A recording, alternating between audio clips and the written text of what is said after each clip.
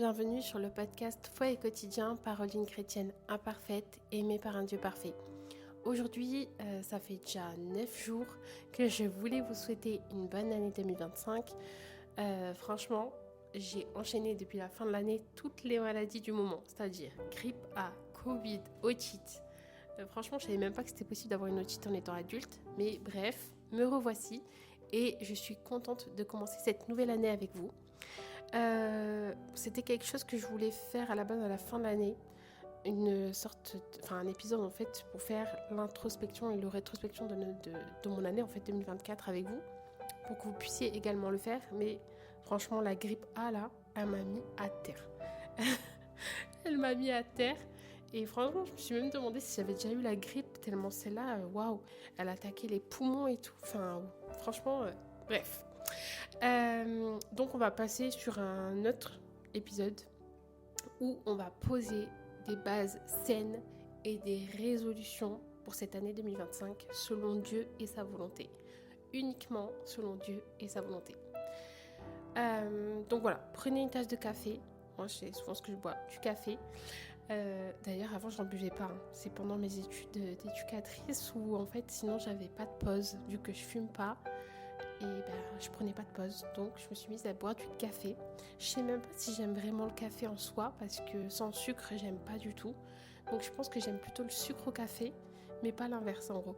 Et en fait, je trouve pas de bon chocolat chaud ou une machine qui fasse du bon chocolat chaud. Enfin, je sais pas, faut que je me renseigne parce qu'à chaque fois que j'achète un truc pour faire du chocolat chaud, j'aime pas. Donc bref, je m'égare un peu, mais voilà. En tout cas, installez-vous confortablement et on va ouvrir nos cœurs ensemble pour voir ce que Dieu a prévu pour nous pour cette année 2025 et mettre des choses en place. Avant de nous lancer dans cette nouvelle année, bon, ça fait déjà 9 jours, hein, on est d'accord. Est-ce que vous avez pris un moment pour réfléchir à l'année qui s'est écoulée? Et dans Psaume 90, verset 12, il est écrit « Enseigne-nous à bien compter nos jours afin que nous appliquions notre cœur à la sagesse. » Et je crois qu'il est important de faire une sorte de rétrospection, du coup, puisqu'on est 9 jours dans cette nouvelle année, et un temps d'introspection. C'est pas vraiment juste un exercice à faire mentalement, mais je crois que c'est vraiment un acte qu'on va poser spirituellement, un acte physique dans ce monde-là qu'on va poser, mais qui va avoir un effet spirituel. Donc voilà, est-ce que vous avez pris le temps de repenser à l'année passée? Est-ce que vous avez pris le temps de faire une introspection de tout ce que Dieu a permis, de tout ce qu'il a travaillé dans vos vies? Quels moments de grâce vous avez identifiés? Quels sont les défis que vous avez rencontrés? Par quelle épreuve vous êtes passé? Quelles sont les leçons importantes que vous avez apprises? Est-ce que vous avez vu des prières exaucées? Est-ce que certaines prières que vous faisiez ont été changées quelque part par Dieu et sa volonté? En fait, vous vous êtes aperçu que c'était pas la volonté de Dieu et donc vous avez changé votre prière. Est-ce que vous avez également pris le temps de remercier Dieu pour les bénédictions et les choses qu'il a accomplies l'an passé? Des bénédictions tant visibles et invisibles parce que Dieu agit même quand on ne le voit pas. Donc voilà, si vous ne l'avez pas déjà fait, franchement, je vous encourage à le faire. Et c'est pas simplement regarder en arrière pour révéler des domaines où on doit encore grandir et changer, parce que ça, je crois que ça va être toute notre vie. De toute façon, chaque année, on va faire une sorte de bilan, parce qu'en fait, Dieu, il ne cesse de nous faire travailler sur notre caractère, sur notre... de guérir nos blessures, et je crois qu'il met des circonstances à chaque fois pour qu'on voit où on en est. Je sais pas, vous voyez. Moi, je sais qu'il y a des situations que j'ai vécues petites qui se reproduisent de manière différente aujourd'hui et qui font que je dois travailler dessus pour mieux les vivre aujourd'hui. Enfin, je sais pas comment vous expliquer, mais c'est étonnant en fait. Et j'ai l'impression que Dieu ne fait que ça en fait pour nous rendre libres, pour nous libérer. Donc bref, voilà. Qu'est-ce que je voulais dire d'autre? En fait, le fait de faire une introspection, une rétrospection, c'est vraiment de voir s'il y a encore aujourd'hui des habitudes à abandonner, des relations à abandonner également, ou au contraire des relations qu'il faut restaurer, ou des pas de foi que vous n'osez pas franchir mais qui sont peut-être nécessaires. Donc voilà. Franchement, je vous invite vraiment à faire, comme j'aime bien faire ça, une prière d'écoute. de passer vraiment un moment avec Dieu dans son intimité et de lui poser des questions ouvertes pour savoir ce qu'il attend de vous en cette année 2025. Donc voilà, de toute façon, tout ce que vous allez vouloir pour vous-même, il est important d'abord apporter tout ça devant Dieu et de lui demander de vous guider dans cette nouvelle année et dans sa volonté suprême à lui et de sa volonté en fait pour vous. Parce que en tant qu'humain, on ne prend pas forcément les bonnes décisions. Et c'est important de remettre tous nos projets, nos choix entre les mains de Dieu dans un premier temps. Donc voilà, moi je vous encourage dans ce processus-là à penser à écrire, consigner vos réflexions dans un journal ou un carnet. C'est vrai que moi, avant 2019, j'utilisais surtout plein de carnets différents pour chaque chose. Et ensuite, je suis passée à du journaling. D'ailleurs, je vous en parlais récemment en story Instagram. D'ailleurs, j'aimais beaucoup faire ça, mais j'avoue que j'ai lâché quand j'ai dû m'adapter à ce nouveau rôle qui est le fait d'être mère. Mais hier, j'ai ressorti mes journaux, en fait c'est ça, mes planeurs quoi. Et dedans, il y a toutes mes prières. Et c'est là qu'on voit vraiment comment Dieu a agi puissamment dans notre vie. Le fait de pouvoir relire, le fait de pouvoir revoir les prières qu'on demandait à Dieu et comment il a agi aujourd'hui, franchement, c'est fort. Et franchement, je vous encourage vraiment à faire de même. Que ce soit un carnet ou plusieurs, ou un journal, ou même une boîte. J'avais vu cette idée il y a des années. À chaque fois que je dis que je vais la mettre en place, et au final, je continue avec mes carnets. Mais bon, parce que j'aime bien écrire. Franchement, je trouve que c'est libérateur d'écrire. Mais bon, bref. J'avais vu une idée, en fait, c'était d'acheter une boîte. Donc, si vous avez un magasin Action à côté, franchement, c'est pas très cher. Donc, voilà, achetez une boîte. Et en fait, à chaque fois que vous vivez une bénédiction, que vous voyez la main de Dieu agir dans votre vie, vous mettez sur le post-it en fait ce que Dieu a accompli, etc. Dans ce petit bocal, en fait, vous mettez après ce post-it dans le bocal et vous pouvez également mettre les prières importantes que vous savez être la volonté de Dieu. Par exemple, la volonté de Dieu, c'est qu'on puisse avoir des enfants. Donc, vous pouvez mettre vos prières par rapport à ça, le fait d'avoir des enfants, de toute façon, tout ce que Dieu veut pour vous, c'est écrit dans la parole de Dieu. Donc tout ce qui est conforme à ce que Dieu veut et que vous savez comme étant la volonté de Dieu, vous pouvez les noter, c'est forcément bon. Vous voyez ce que je veux dire ? Et c'est forcément la volonté de Dieu. Enfin, sur ça, vous ne pouvez pas vous tromper, quoi. Après, il y a des choses que nous, en tant qu'humains, on veut, mais qui ne sont pas forcément la volonté de Dieu. Et c'est là qu'il faut apprendre à cerner qu'est-ce qui est bon pour nous, qu'est-ce que Dieu veut réellement, et ajuster aussi, parce que des fois, les circonstances vont faire qu'on va pouvoir ouvrir les yeux et se dire « Ah ok, finalement, Seigneur, je vois que c'était pas fait pour moi » ou moi, clairement, je sais pas si je vous l'ai déjà dit, mais j'ai changé 4 fois d'orientation professionnelle. Scolaire. Et donc professionnelle, finalement, c'est lié. Mais voilà, donc s'ajuster, et la vie fait qu'on ouvre des portes et que on découvre de nouvelles choses, et parfois Dieu va nous parler à travers ces choses-là pour nous dire ok, là t'es au bon endroit, là tu l'es pas. Et souvent aussi notre corps parle, et notre corps, franchement, il faudrait que je fasse un épisode là-dessus, mais notre corps nous parle. Et quand vous n'avez pas la paix, quand vous êtes stressé, alors il y a un bon stress et il y a un mauvais stress. Moi je sais que je suis introvertie, prendre la parole en public et tout, c'est très compliqué. Mais donc ça va me demander, ça va me faire stresser, mais c'est pas forcément un stress qui va m'handicaper, dans le sens où je vais arriver à le dépasser et ça va bien se passer, vous voyez.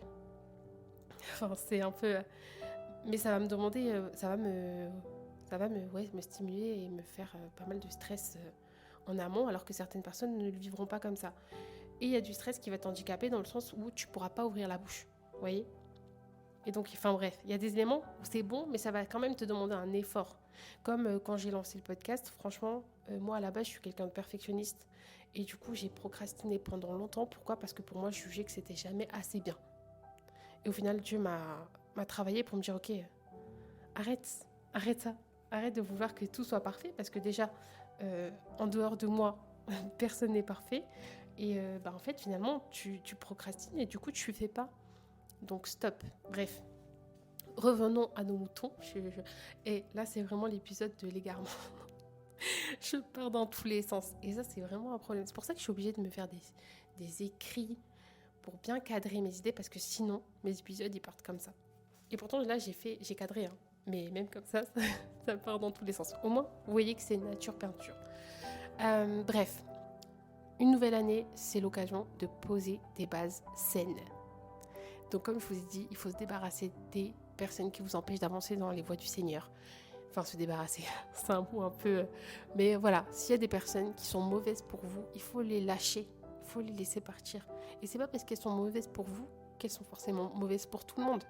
Mais vous avez simplement pas à être ensemble, ou le chemin que vous avez fait en amont, c'est fini, ça s'arrête, il faut passer à autre chose, on avance, on se fait de nouvelles relations, on va vers le mieux en fait. Donc voilà, qui dit nouvelle année dit occasion parfaite pour poser des bases solides dans notre relation avec le Seigneur. Et Matthieu 7, versets 24 à 25, dans ce verset-là, dans ce passage-là, Jésus dit « Quiconque entend ces paroles que je dis et les met en pratique sera semblable à un homme prudent qui a bâti sa maison sur le roc. » Et je crois que notre objectif, c'est ça, bâtir notre maison sur le roc. Le roc, c'est Jésus-Christ. Alors comment ? C'est très simple, comme à chaque fois. Alors très simple dans le fait de le dire, l'appliquer, ça reste compliqué parce que on a tous les à côté, bien évidemment. Certaines vont être au foyer avec les enfants, certaines vont être dans des études, certains vont être au travail.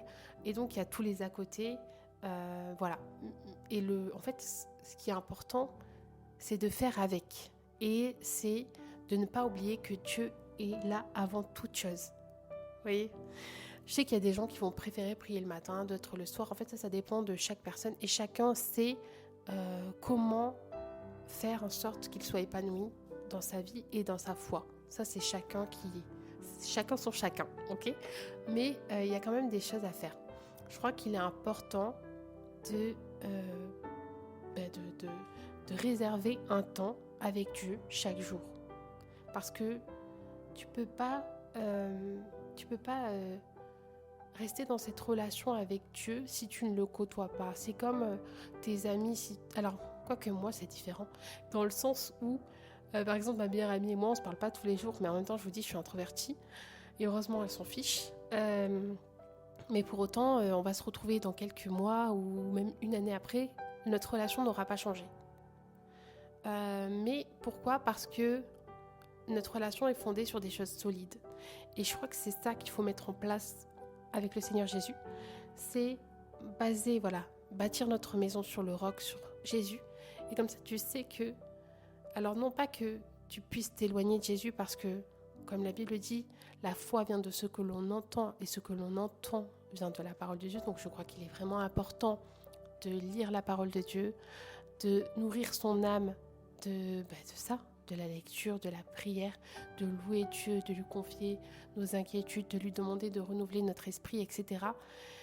Et ça, c'est important de le faire quotidiennement. Et le problème, en fait, je crois que on se met trop de pression en tant que chrétien parce qu'on croit que c'est de manière, pas un automatisme, mais en fait, on croit que, et je l'ai cru aussi, c'est faut que je sois derrière sur mon lit, dans ma chambre ou à côté sur mon bureau et que je sois seule et que il n'y ait pas de bruit autour de moi et ou que je sois dans une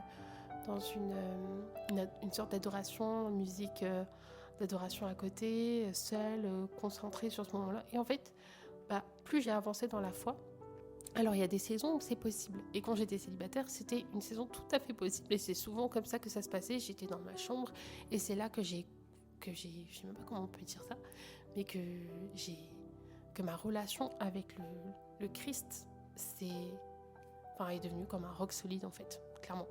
Parce que je passais du temps qu'avec lui tous les jours dans ma chambre et que c'est comme ça que ma relation avec lui s'est scellée, quoi, on va dire. Mais aujourd'hui, alors déjà, quand tu te maries, il y a une tierce personne qui rentre. Donc, vous n'avez peut-être pas les mêmes manières de faire quant à votre méditation quotidienne, vos temps de prière, etc. Donc, il faut s'ajuster. Mais alors, quand tu deviens parent, c'est encore un nouveau truc, quoi. Donc, je crois qu'en fait, il faut trouver son truc. Il y a certaines personnes qui vont mettre un réveil pour se dire, ok, de 20h à 21h, c'est mon temps pour Dieu et j'ai décidé que ce temps-là serait qu'à Dieu et peu importe ce qui se passe dans ma journée, ce temps-là sera à Dieu. Bref, il y a des gens qui vont préférer se faire ça le matin et se lever avant leurs enfants par exemple ou se lever plus tôt, 1 heure avant le temps de se préparer et tout pour passer un temps avec Dieu. Enfin voilà, ça c'est à vous de trouver quand le faire, mais c'est quelque chose qui est très important pour bâtir votre vie sur Jésus-Christ, enfin sur le roc quoi. Passer un temps quotidien avec Dieu. Et je sais qu'il y a des personnes, quand elles arrivent dans la foi, elles ont du mal. Pourquoi ? Parce qu'elles n'ont pas l'habitude de lire la parole de Dieu. Ou peut-être tout simplement, elles n'ont pas l'habitude de lire des livres. Moi, c'était mon cas. À la base, je n'aimais même pas lire. Et on se met des objectifs parfois trop hauts. Et des fois, mettre des objectifs qui sont trop hauts, ça fait qu'on va abandonner vite. Et je sais que par exemple, quand j'ai fait le plan de lecture de la Bible en 1 an, pour certains, le rythme était trop soutenu et ça fait qu'ils ont abandonné. Mais je pense que si tu adaptes le rythme à toi-même, il y a plus de chances que tu tiennes en fait. Donc en fait, je ne crois pas qu'il y ait une importance au fait que tu médites sur un chapitre entier tous les jours ou que tu médites sur un verset précisément chaque jour. Vous voyez ? Voilà. Donc s'il faut commencer petit. Et à force, moi je vous dis, j'aimais pas lire avant de devenir chrétienne, Et à force, c'est à force de passer du temps dans la parole de Dieu et tout, c'est venu que aujourd'hui je pourrais lire un livre de la Bible en une journée. Mais en fait, ça dépend des jours aussi. Ça dépend de comment vont être mes enfants. Mais je sais que j'ai quand même si c'est qu'un verset que je vais méditer toute la journée, j'ai quand même ce temps-là avec Dieu. Mais il ne faut pas culpabiliser. Parce que moi, je sais que quand je suis devenue maman, j'ai beaucoup culpabilisé du fait que je n'avais pas le même temps qu'avant. Et je crois que c'est vrai que le célibat, c'est souvent vu comme un fardeau, entre guillemets. Mais je crois aussi que c'est vraiment une grâce quant au fait de croître dans notre relation avec le Seigneur. Et vraiment, moi, je vous le dis, en tout cas personnellement, ça a été vraiment un temps où j'ai grandi, mais à une vitesse folle avec le Seigneur Et c'est pour ça qu'aujourd'hui, en fait, je sais qu'il y a le brisement aussi qui a fait que ma relation avec le Seigneur est scellée. Quoi qu'il advienne, je sais que je ne pourrai jamais en changer. Parce que ma foi est ancrée, en fait. Je sais pas comment expliquer ça. Je sais pas l'expliquer, en fait. Mais voilà. Donc, ce qui est important, c'est passer un temps quotidien avec Dieu. Enfin, voilà. Vous pouvez vous organiser des temps précis. Je sais que j'avais un planning sur comment répartir 1 heure avec le Seigneur. Je vous le mettrai dans le lien en fait de cette vidéo. Enfin de cet épisode de podcast. Je ne suis pas encore passée aux vidéos, mais bon, peut-être une chose à venir. Je vous mettrai tout ça dans la description. Vous savez, vous aurez un lien Drive pour cliquer dessus et avoir le document, si ça peut vous aider. Voilà. Qu'est-ce que je voulais dire d'autre ? Donc voilà, je crois que entendre la parole de Dieu, c'est une chose, mais l'appliquer, une fois que vous avez lu, une fois que vous avez médité sur un passage, je crois que le plus dur en fait, c'est de l'appliquer dans notre vie quotidienne. Et pourtant, c'est quelque chose d'essentiel parce que si tu lis pour lire, ta vie, elle va pas changer. Mais par contre, si tu décides de vivre ce que tu lis, parce que tu sais que la parole de Dieu est vérité, et parce que tu sais que c'est ça qui va te rendre à l'image de Christ, en dehors de l'action du Saint-Esprit, bien évidemment, même si c'est lui qui va te convaincre de tout ce qui est écrit, en fait, dans sa parole. Mais vraiment, je crois que c'est très important. Donc moi, franchement, je vous encourage à faire un examen, un examen honnête des domaines de votre vie où vous avez à aligner en fait les choses avec les enseignements de Jésus. Parce qu'il y a des choses, des fois qui sont ancrées dans notre culture, dans notre éducation, qui ne sont pas conformes à ce que Dieu veut. Et comme c'est ancré même depuis des générations, on est comme ça, vous voyez. On va dire, il y a des personnes qui disent, je ne changerai pas, je suis comme ça. Avec Christ, en fait, t'es obligé. Il y a le libre arbitre, et donc Dieu ne t'oblige en rien, en fait. Mais si tu le fais, c'est parce que tu aimes Dieu, et que tu as envie d'être à son image, et que tu sais que tout ce qu'il veut pour toi, c'est bon pour toi. Donc, par exemple, ça peut inclure, pardonner quelqu'un qui vous a blessé, être plus patient ou agir avec intégrité dans votre emploi ou dans vos relations aussi, parce que bon, on sait, hein, c'est pas toujours facile. Surtout les relations, je trouve que c'est... Voilà, il y a de tout, hein. Et parfois, tu as été blessé dans le monde, tu arrives dans la foi chrétienne et tu te rends compte que même à l'église, il y a des personnes qui sont comme dans le monde et qui peuvent te faire aussi du mal. Et si tu as basé ta foi sur l'homme et non sur Christ, tu vas en ressortir blessé. Donc waouh, il y a plein de choses à examiner en fait, vraiment. Et même dans ta culture, il y a peut-être des choses qui font que tu sais que c'est quelque chose qui n'est pas la volonté de Dieu, clairement. Et du coup, il faudra ajuster, malheureusement, faire un choix. C'est pas malheureusement en fait, mais bon, ça peut demander en fait, ça demande de mourir à soi-même et c'est pas toujours évident. Donc voilà, mais voilà, à vous de faire un examen de vos vies, de tous les domaines, que ce soit les domaines des relations familiales, des domaines professionnels et tout, faire un examen et voir qu'est-ce qui va pas, comment je peux arranger les choses ou pas. Est-ce qu'il y a des choses où vraiment je sais que c'est pas la volonté de Dieu, mais je persiste dedans, il va falloir lâcher pour ton bien à toi en fait. Enfin voilà, il y a plein de choses à fouiller. Et surtout, j'avais noté, un domaine pour bâtir notre vie sur le roc, c'est de ne pas rester seul. Et déjà, premièrement, d'aller dans une église, de côtoyer des gens qui ont la même foi et le même amour pour Christ et qui nous encouragent à grandir spirituellement. Il y a je sais pas si c'est une citation ou je sais pas, mais on dit souvent que, en gros, dis-moi avec qui tu traînes, je te dirai qui tu es. Et malheureusement, ça devient souvent la vérité. Souvent, c'est la vérité. Souvent, même si tu crois que tu peux être la lumière d'un groupe de mauvaises personnes, c'est peut-être eux qui vont déteindre sur toi. Et vous savez, l'image du fruit qui n'est pas pourri à côté d'un fruit pourri qui devient à son tour finalement pourri du coup. Vous voyez ? Parce que en fait, il y a souvent des pasteurs qui disent qu'en gros, il faut 3 jours pour prendre une mauvaise habitude et 30 jours pour en prendre une bonne. Et donc, c'est plus facile de tomber avec des personnes qui vont vous entraîner. Et après, bien évidemment, qu'il y a des personnes qui ne sont pas du tout, influençables et tout, mais il y en a qui sont influençables et donc il faut faire attention. Le mieux, vraiment, c'est quand même de s'entourer de personnes qui partagent votre foi, même si elles ne sont pas parfaites. Là, c'est tout à fait normal. Personne n'est parfait. Il y a même moi, je dirais qu'il y a des personnes à qui j'ai fait du mal involontairement. Et pourtant, je leur ai fait du mal involontairement. Pourtant, j'étais chrétienne. Et c'est juste que Dieu ne voulait pas de ça pour moi. Et du coup, ces personnes l'ont peut-être mal vécu. Et finalement, peut-être que je leur ai fait du mal. Mais voilà. Donc, voilà. Faites attention à par qui vous êtes entouré, c'est important. Si nécessaire, rejoignez une église si vous n'en avez pas, rejoignez un groupe de maison. Les groupes de maison, c'est plus intimiste et donc ça fait qu'on peut parler plus librement, on peut partager nos combats avec les frères et sœurs qui sont dans les groupes de maison. Franchement, je trouve que c'est plus facile pour les gens, surtout qui sont introvertis. C'est vrai que les extravertis, finalement, ils n'ont pas de mal à aller vers les autres. Donc, voilà. Mais moi, je sais que, par exemple, je préfère les petites églises que les grandes méga churches. Je suis désolée, je parle pas anglais. Mais vous voyez ce que je veux dire. Donc, voilà.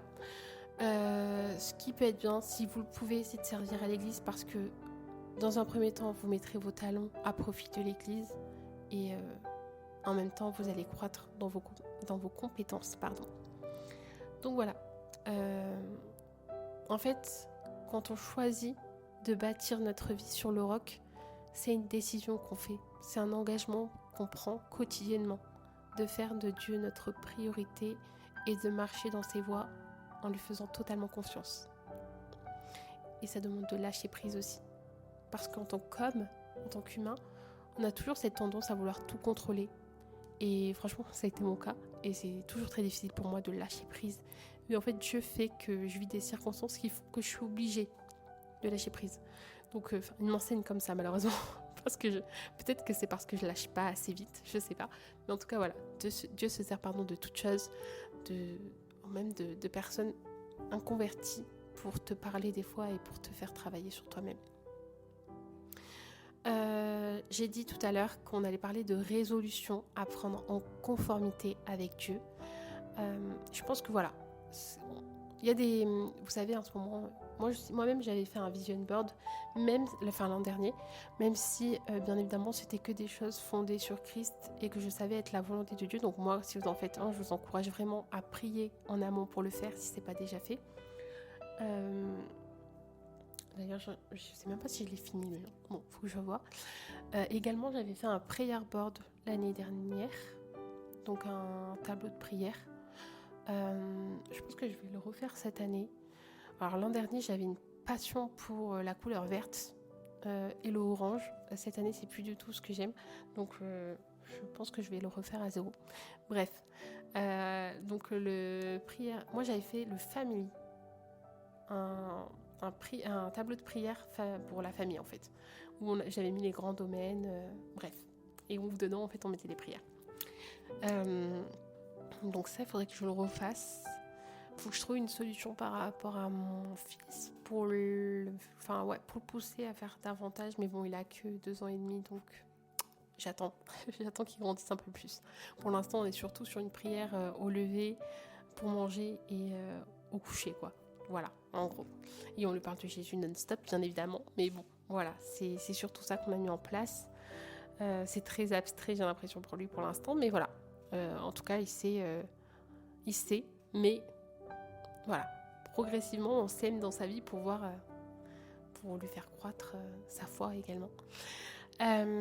Donc, des résolutions spirituelles qui sont en conformité avec Dieu, c'est par exemple lire davantage sa Bible. Et pour ça, il y a plein de choses à mettre en place.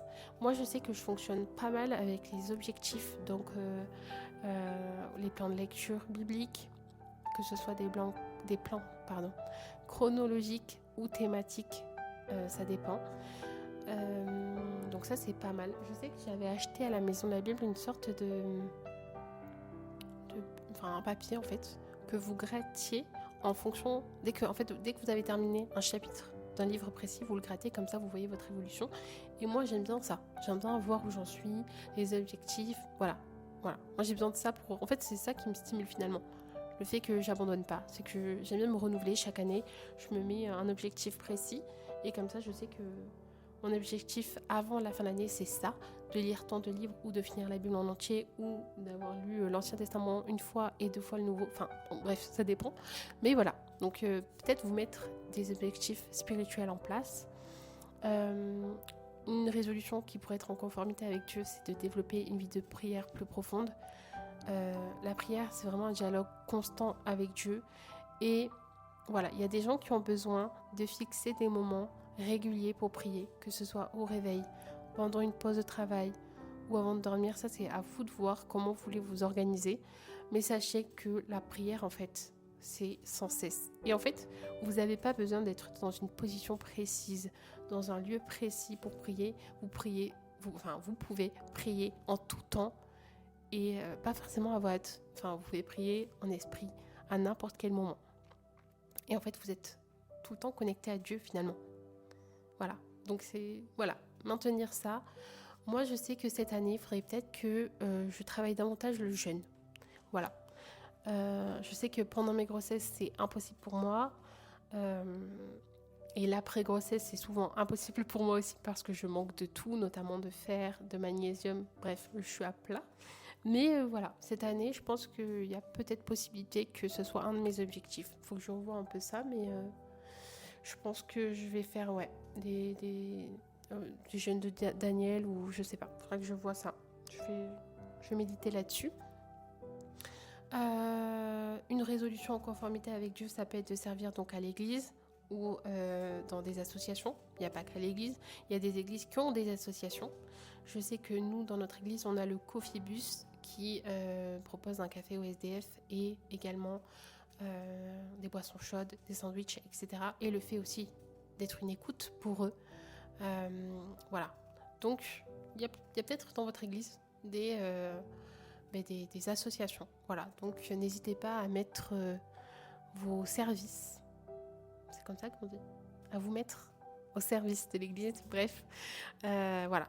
Dieu nous appelle à être ses mains et ses pieds sur terre. et il se sert de nous. On peut le servir à l'école du dimanche, dans le groupe de jeunes, en aidant les plus démunis ou simplement en étant une présence encourageante pour les autres. Ça dépend des saisons dans lesquelles vous êtes. Je sais qu'il y a des saisons, comme je vous disais, le célibat, c'est propice au service dans l'église.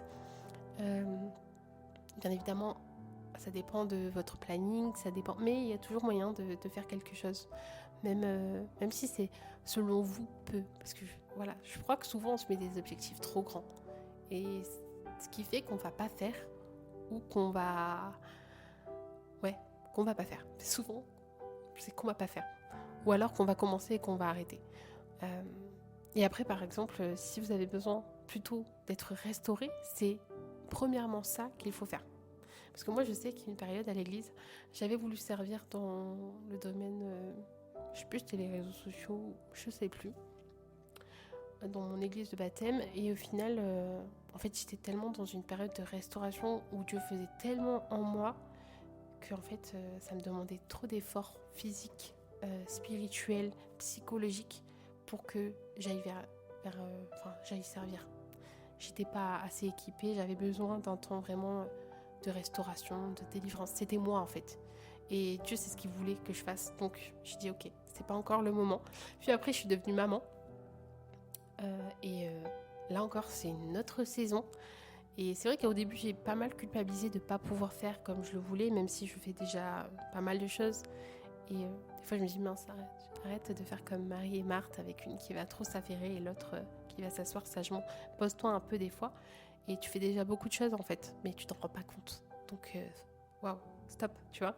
Donc voilà, il y a un temps pour tout. C'est à vous de questionner le Seigneur à ce sujet et de voir est-ce que vous pouvez, est-ce qu'il est préférable en ce moment que ça soit plutôt un temps de restauration, de délivrance et tout, ou est-ce que là vous êtes dans une saison où vous pouvez vous mettre au profit de l'église ou d'une association en aide aux autres, ok ?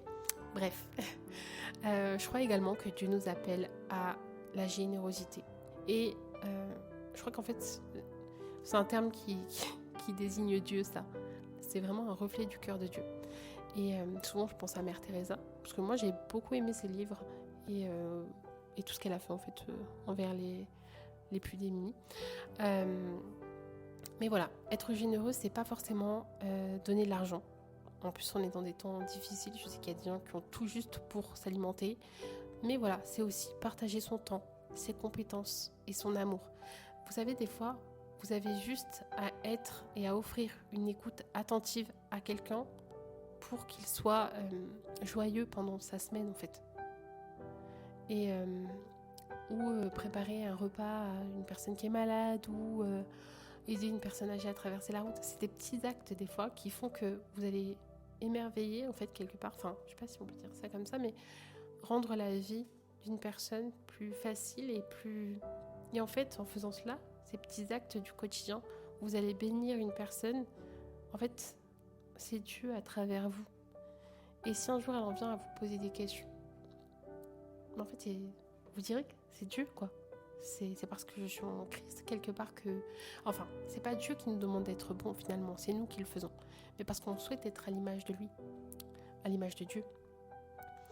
Et ouais, je crois qu'il faut être bon, faut faire attention à comment on parle, comment on traite les autres, parce qu'on est le reflet visible de Christ qui vit en nous, en fait. Enfin bref, je trouve ça fou parce que ça demande vraiment de se remettre en question tout le temps et souvent.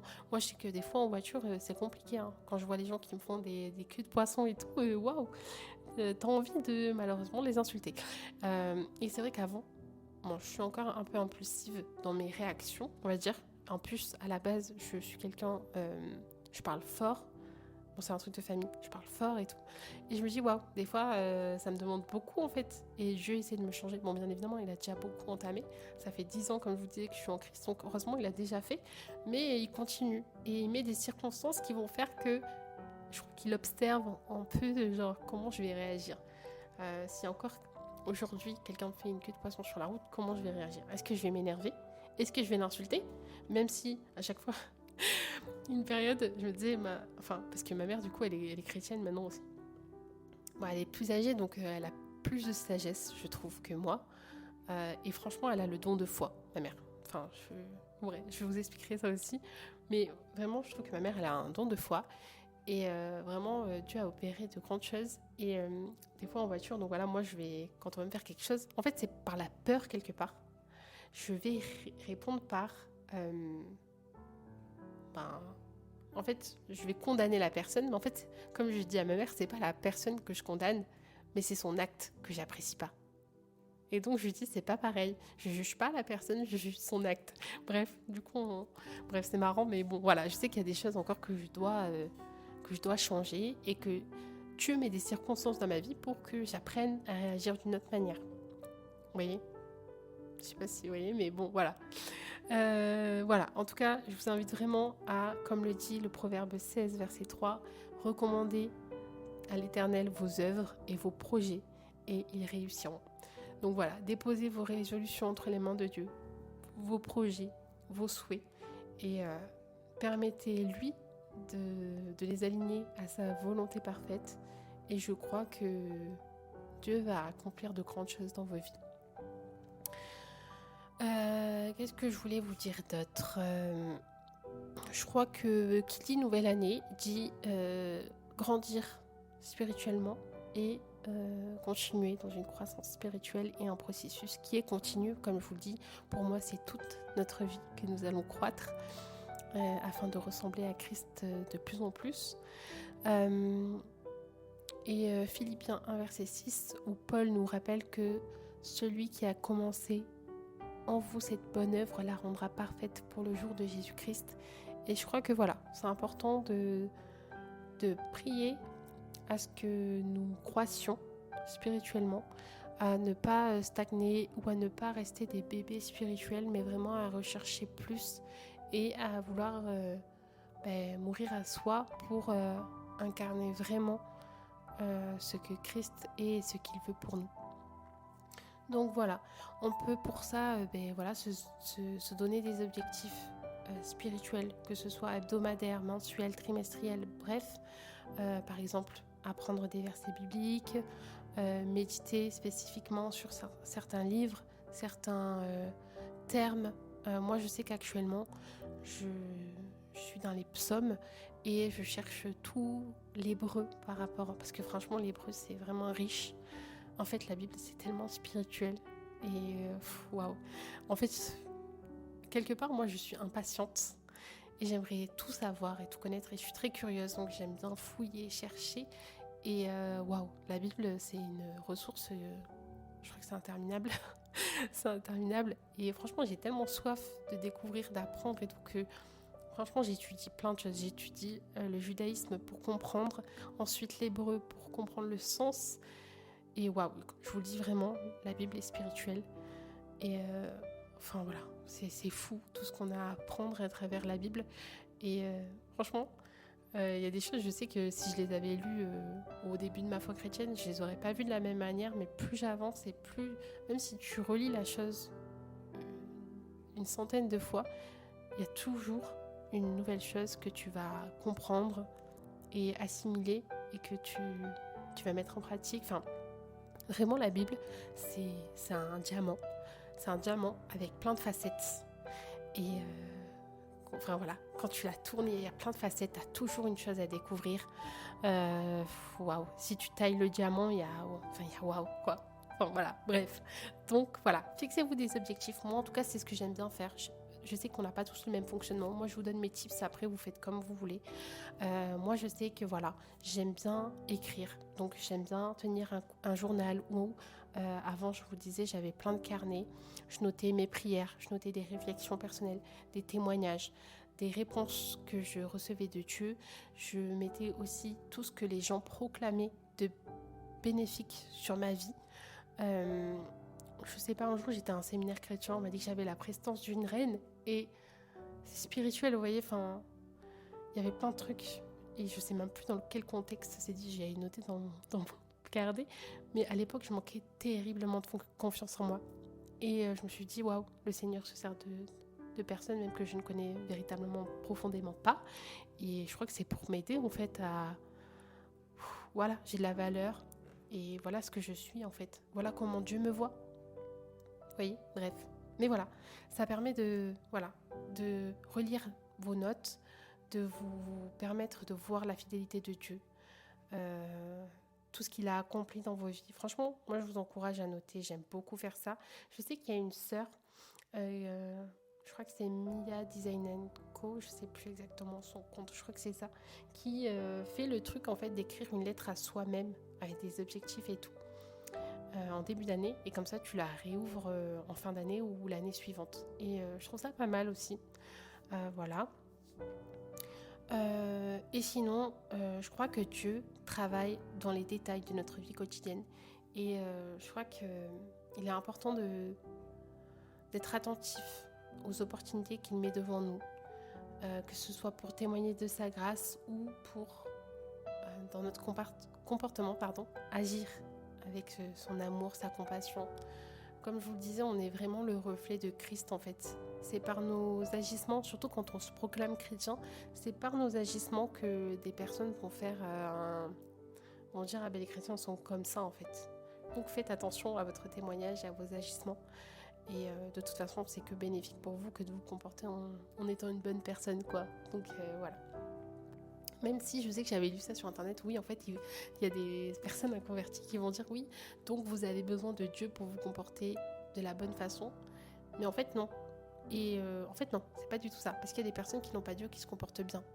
Mais je crois qu'en fait, ça nous donne un objectif à atteindre et ça nous pousse toujours à vouloir nous renouveler et à croître encore plus dans le fait d'être une bonne personne, dans le fait d'avoir un caractère similaire à Christ et de développer le fruit de l'esprit, par exemple, comme la paix, la patience, etc. Et je crois que c'est ça en fait. C'est juste que ça nous pousse à plus encore. Donc voilà. Également, pour cette année, je vous invite vraiment à cultiver votre relation avec Dieu. Prenez du temps avec lui, méditez sa parole, écoutez sa voix, c'est le plus important, écoutez la voix du berger. Si vous êtes perdu, si vous vous êtes éloigné un moment, revenez à lui. Le berger n'abandonne pas sa brebis, il la cherche, quoi qu'il advienne. Il y a ce verset qui dit qu'il laisse les 99 brebis pour retrouver celle qui s'était égarée. Donc voilà, n'ayez pas peur de revenir à Christ, même si vous vous êtes éloigné de lui. Et voilà, en tout cas, commençons cette nouvelle année en nous souvenant que chaque jour est une opportunité de marcher plus près de Dieu. Il est encore temps de poser des bases saines et de chercher sa volonté dans toutes nos résolutions. Rappelez-vous, ce n'est pas la perfection que Dieu attend de nous, mais vraiment un cœur engagé à le suivre et à vouloir croître avec lui. Et sachez qu'il vous donne la force, qu'il renouvelle nos forces chaque jour pour nous conduire dans ses plans parfaits. Et voilà, en tout cas je vous remercie de m'avoir écouté, j'espère que vous allez bien. Franchement, moi je m'entends en stéréo. J'ai toujours cette otite, ça ne veut pas partir, je fais que prier pour ça et je me dis finalement, Seigneur, révèle-moi pourquoi, qu'est-ce qui se passe, qu'est-ce que j'ai entendu, Bref, voilà, donc là, j'entends en stéréo, mais je me suis dit, vas-y, ma mère, elle pouvait me garder mes enfants, j'ai dit, vas-y, on est le 9 quand même, vas-y, hein, faut arrêter là. Donc, bref, en tout cas, bonne année à tous, prenez des bonnes résolutions hein, en prenant en compte la volonté suprême du Seigneur. Prenez soin de vous, de vos familles et n'hésitez pas à m'écrire un petit commentaire ou une prière que vous aimeriez si vous avez besoin par exemple de prière pour un sujet précis, n'hésitez pas à me le noter, je prierai pour vous. Et voilà, que Dieu vous bénisse abondamment et on se retrouve bientôt pour un nouvel épisode. Également, je voulais clôturer avec le verset Nombre 6, versets 24 à 26.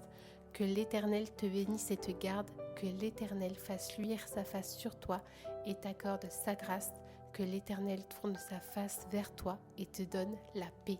Et je crois que c'est le plus important, que Dieu nous donne la paix, peu importe les circonstances que l'on va vivre en cette nouvelle année 2025. Soyez bénis.